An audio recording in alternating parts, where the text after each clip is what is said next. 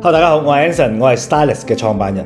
今日咧，我會為大家示範咧，我哋日常去點樣去保養同埋清潔布嘅手袋喎。大家平時係咪好擔心咧？布手袋會驚滴到乳啦、滴到油啦、滴到紅酒，係咪？咁今日咧，我特登咧就會為大家示範日常點樣去做清潔布嘅部分啦，同埋點樣做護理。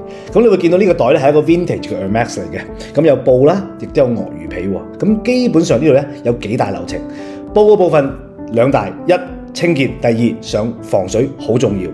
鱷魚皮咧一樣啦，都係做清潔同埋上皮膏打蠟，令到個鱷魚皮補充翻油分咧，咁佢就可以回復翻個光澤度啦。好啦，馬上咧，我哋而家咧會為大家展示整個流程啦。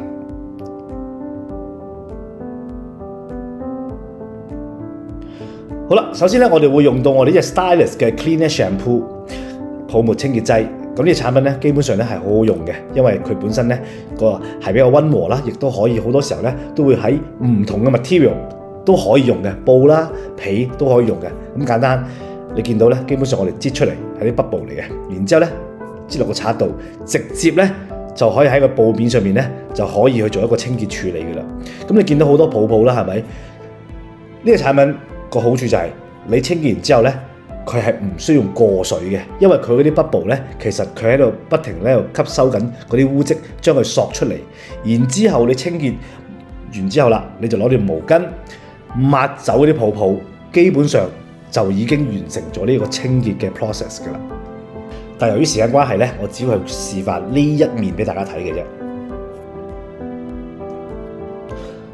好啦，如果要清潔鱷魚皮嘅話咧，咁我哋會介紹用呢一隻叫 Stylist 嘅 Universe Cleaner 萬能清潔劑。用之前奧運佢，然之後咧擠落條毛巾度。咁因為由於佢係一個 bubble 狀嘅啦，咁你要奧運，所以要奧運佢啦。咁然之後咧，直接就可以喺鱷魚皮嗰度咧去做一個清潔處理啦。咁由於呢個產品咧係比較溫和嘅，所以咧係唔會傷到個皮啦。所以咧你喺污漬嘅地方啊，甚至乎做保養之前咧，做翻個清潔處理咧，用呢個產品咧就係最佳嘅產品啦。好啦，第三個 process 咧，我哋會用到一隻叫做 Stylist 嘅 Leather Balm 皮革清潔滋潤膏去做翻一個打蠟嘅。咁呢個產品咧，佢係好好嘅，本身佢有清潔嘅作用啦，佢亦都有保養滋潤嘅功效啊！因為咧佢入邊咧係有蠟嘅成分嚟嘅喎。咁用之前咧一樣啦，擠落條毛巾度，然之後咧捽勻佢，記住啊，唔好一大笪就劈落個皮上面。咁然之後咧，我哋就喺個皮上面咧去捽翻佢啦，去上皮膏啦。咁一樣啦，我都係因為時間關係咧，我只會係上呢一面俾大家睇嘅啫，就唔會成個袋上晒嘅。咁由於咧，因為咧隻產品有蠟啦，其實當蠟遇到熱力嘅時候咧，佢就會融化，所以咧，當你抹完之後咧，你一定要攞塊毛巾輕輕去做一個 polish 佢，即係我哋等於就咩叫做拋光啦。咁你會用呢種去捽個袋、捽塊皮，咁你會見到咧個光澤度咧就會即刻出咗嚟，呢個就係第三個流程啦。好啦，而家我哋進入第四個 process 咧，就會喺個鱷魚皮上面要做翻一個上皮膏，補充翻佢嘅油分啦。咁我哋會介紹呢隻 Stylist 嘅 Mink Oil 雕油去做翻一個處理嘅。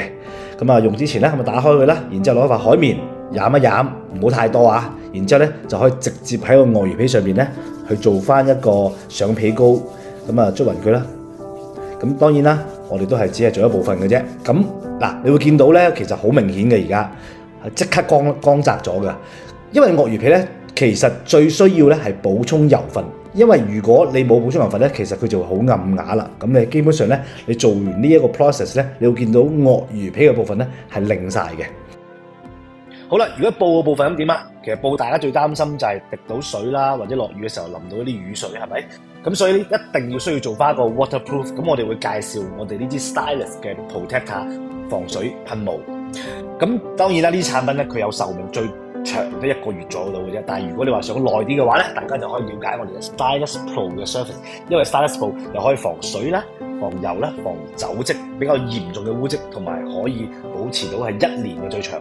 咁嗱，你見到我而家咧直接噴落個袋度，均勻地噴。咁我會建議第一次用咧就噴3層上去，咁就可以做到一個保養噶啦。咁好啦，咁希望呢條影片幫到你哋保養你哋嘅布袋同埋鱷魚皮袋。咁嚟緊咧，我哋會有更加多嘅影片咧去介紹俾你哋嘅。咁大家記住 subscribe 我哋嘅 YouTube channel 同埋 Facebook fan page。